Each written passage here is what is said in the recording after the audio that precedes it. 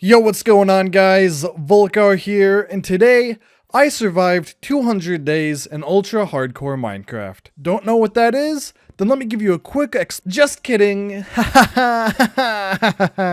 If you don't know what UHC is, then you should go watch my first 100 days in ultra hardcore Minecraft video. Not only will it explain what exactly ultra hardcore Minecraft is, but it'll also get you up to date with everything that has happened up until now in the series. This time around, I set myself up some goals that were more exploration based in nature, or at least for the most part. The goals are as follows: to upgrade my base, mine ancient debris, and get myself a full set of netherite armor and tools, explore the sea temple that I found during my previous 100 days, explore the end dimension and find an elytra, and finally, I want to explore a bastion and find Pigstep. Now that all the goals are set out and explained, right before I start, I just want to mention that a solid 70% of the people watching my videos aren't subscribed. So if you're enjoying the video and want to keep up to date with everything that I post on my channel, don't forget to leave a like and subscribe. And now with that little advertisement out of the way, let's get right into our 200 days in ultra hardcore Minecraft.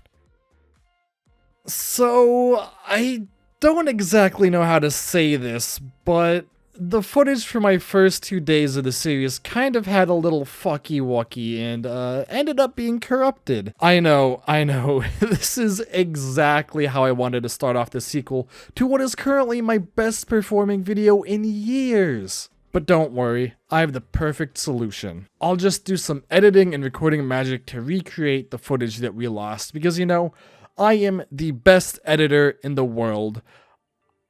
Okay, I can't believe I just said that because that is the most false thing that I've ever said.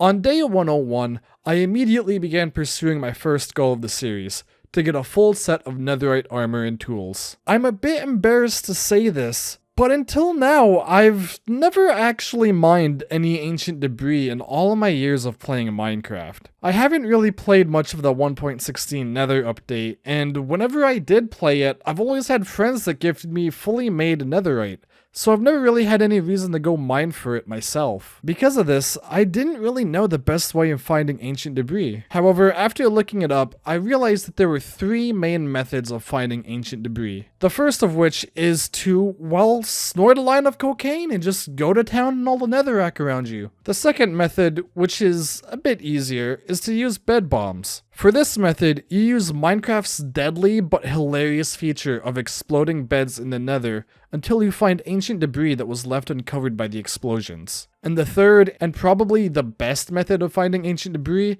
is TNT mining. In this method, you set out a lay of TNT and you just blow everything to smithereens. With all 3 methods of finding ancient debris laid out and explained, can you guess which one I went for? Did I A, snort cocaine and absolutely destroy all of my pickaxes? Did I B, use bed bombs to explode both netherrack and myself to find exposed ancient debris? Or did I C, use TNT mining and cause a chain reaction to find a ton of ancient debris? The answer should be quite obvious for any normal Minecraft player, but because I'm an absolute dumbass, you all got it wrong. However, if you actually guessed B like me, then you'd be correct. I had absolutely no idea what I was doing when it came to mining ancient debris, and completely forgot that TNT mining was even a thing when I was mining for him. Because of my fatal mistake of being an outright idiot, I ended up absolutely decimating my armor.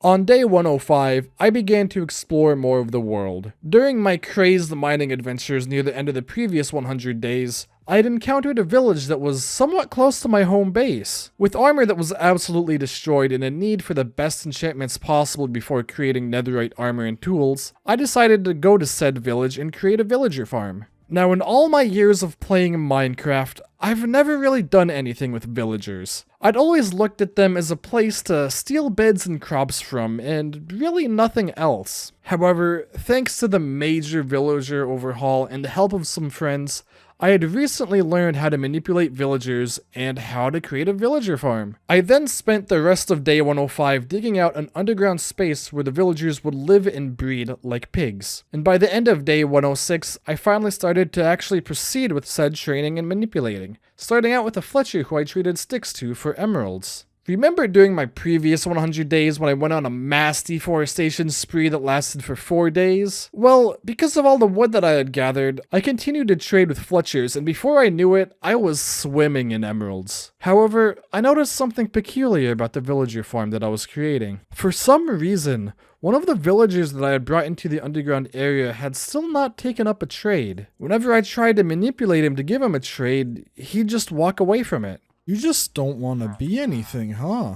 Eventually, I noticed that instead, he preferred to look after the young villagers, as if he was an elder of some sort. It was quite cute, not going to lie, just seeing him play with all the young villagers that I was going to enslave so I could become rich with enchantments and items. Man, it just filled my heart with joy.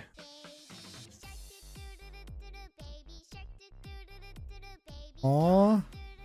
It's so cute. After creating a very healthy number of villagers in my hole, plenty enough to continue to give trades for emeralds and other important resources, I finally began the grind for the enchantment that I wanted most from this whole villager farm. The main reason that I built it in the first place. Mending books. And oh boy, I never thought I was going to get this thing. I started manipulating a villager for mending on day 115, and I swear, I was given pretty much every good enchantment except mending. I got power 5, fire aspect 2, protection 4, sharpness 5, and so many other good enchanted books. However, none of them were what I was searching for right now. So instead of giving up and taking the enchantment, I continued on in search for the right trades. And it wouldn't be until day 117 that I finally got the damn mending trade. Oh, finally. Oh my god, finally. Ah, I'm gonna lose my mind. Give me more emeralds. After getting the mending trade from the librarian, all I really needed to do was get the necessary levels to apply mending to all of my armor and tools. The easiest way to do this would have been to go to the nether and grind quartz for hours. But instead, I was hooked on the villager farm. Eventually, I started running low on sticks, which honestly, I can't believe that happened. I cut down so many trees in the previous 100 days, you'd think I would have unlimited sticks, but no. I was just trading with the villagers so much that I ran out. I don't know how, but I was addicted. Because of me running out of sticks, I began looking for a different method of getting emeralds. That method would end up being a watermelon farm, as 4 watermelons would trade for 1 emerald. And that's a pretty good trade in my opinion. However, something funny happened while I was in that watermelon farm. Apparently, because there are so many villagers underground and with a new large space for things to spawn, a cat actually spawned in my watermelon farm. With the cat stuck and nowhere for it to run or hide, I quickly tamed him and named him Melon. You're my friend now. We're having soft tacos later. Guys, when I say I got addicted to grinding villagers, I seriously meant it. All I did for the next 15 or so days was just go back and forth between gathering materials and trading with villagers. And eventually, I got all the mending books I needed and applied it to my armor, and finally made it into netherite. Now all that I needed to do was mine some more ancient debris so that I could make my netherite tools. Okay. So you'd think by now that I'd have learned my lesson, and that at this point I'd be using the TNT mining method of searching for ancient debris. Right? Well, you thought wrong. It wasn't until I'd already mined all the ancient debris that I needed for my tools that I remembered that TNT mining was even a thing. So of course, I spent the next 2 days blowing myself up for the sake of finding the ancient debris needed to finish off my tools. When all was said and done, I finally returned home to make myself a full set of netherite tools. Now guys, I'm seriously going to get a lot of hate for this. I've already accepted my fate for what I'm about to do right now, and oh my god. Last time, I told you guys, fuck the rules. I'll waste my diamonds on a hoe, because mine is special. And this time, I'll waste my netherite on a hoe. I even took the opportunity to level 30 enchant my hoe, and give it the perfect name.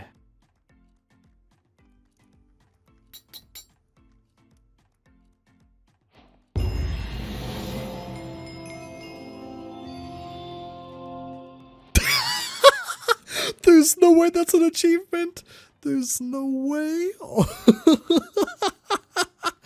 Oh my god. On day 145, I finally started to work on my next goal for the series. I had officially completed the first goal, making netherite armor, and I thought it was time for me to start exploring the world for more treasures and adventures. I decided that out of the 3 things that I wanted to explore, the Sea Temple, the End, and a Bastion, that the Sea Temple would be the first one I explore, as it's the closest one to me. Now, this may or may not come as a shock to you at this point, but I hate to admit that I can count the number of times I've been inside a Sea Temple on one hand. This means that I have little to no experience fighting Guardians, and the experience that I did have fighting them was always with the help of others. And because of that, I was severely underestimating how hard this would actually be. When you think of the 3 bosses of Minecraft, the Ender Dragon, the Wither, and the Elder Guardians, you only really see the first 2 as large threats, or at least that's the case for me individually. However, as stated previously, I severely underestimated just how difficult this would be. Not because the Elder Guardians are difficult to fight, at least, but because of the sheer number of Guardians that reside in the Sea Temple and the fact that their attacks cannot be blocked by shields. I learned that fact firsthand when I tried to enter the Sea Temple and got flanked by a number of Guardians, taking tons of damage. Eventually, however, I found the first Elder Guardian and killed it after cornering it in a room.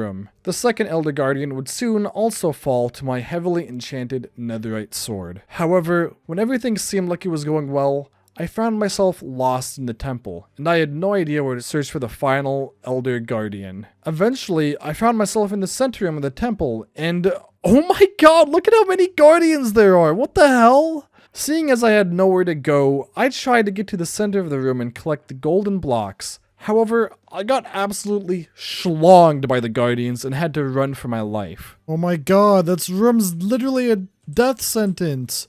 What is this? Eventually, I found the last Elder Guardian in a long corridor that I hadn't discovered yet, and I took its life. Afterwards, I went back to the main room and collected the golden blocks after figuring out it'd just be better to build myself a small room next to the blocks rather than having to deal with all the Guardians that wanted to kill me. On day 149, after returning home from the Sea Temple, I thought it was finally time for me to work on a new part of the base. Somewhere where I could do deep storage for all of my precious materials, and an area where I could brew potions to the fullest extent. This room would contain a main chest area holding things such as weapons, special items, and blocks that I would use most in the series. And in one corner of the room, I made an indent into the wall and built a place where all my potions could be stored, alongside all of the ingredients and nether wart that I'd need for my brewing. And seeing as this place would be needed for deep storage, I decided to actually organize my shit. This is something that I rarely do in Minecraft, and oh my god, I really need to start doing it more. It's a pain in the ass to do, genuinely, but it's actually very helpful in the long run. And when all the organizing was done, I decided it was time to set out on another grand adventure. This time, I decided to set out into the far reaches of the End, but not before returning to the Nether one final time to gather more gold for this journey. When I finally gathered enough and felt like I was safe enough to go, I left my home to go to the vast emptiness of the universe, the far reaches of the End.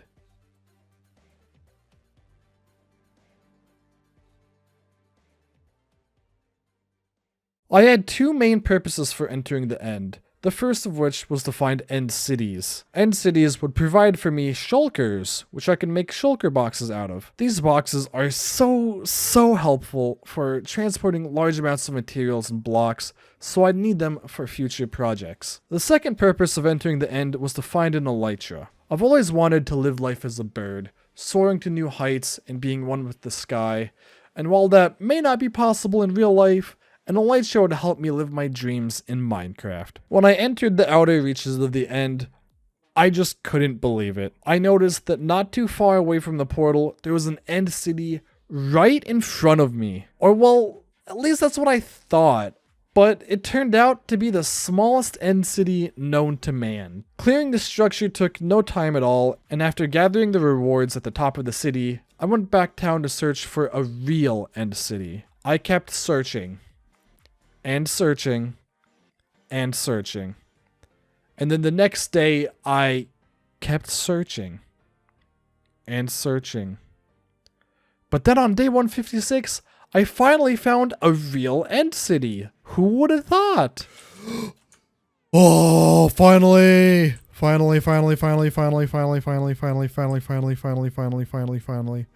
Oh my god. Oh my god.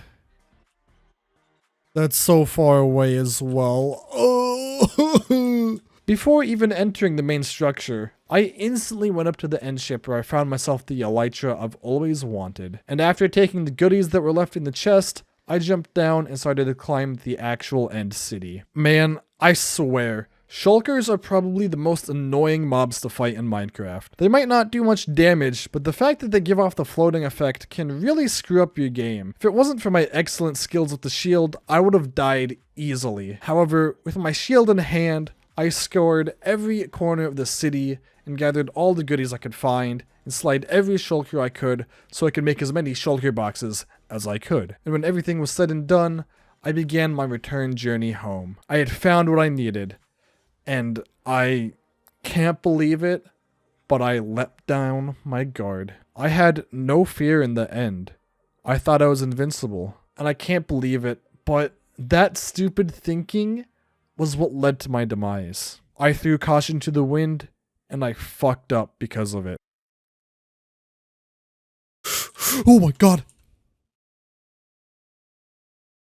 Are you what? Oh, there's no way. What?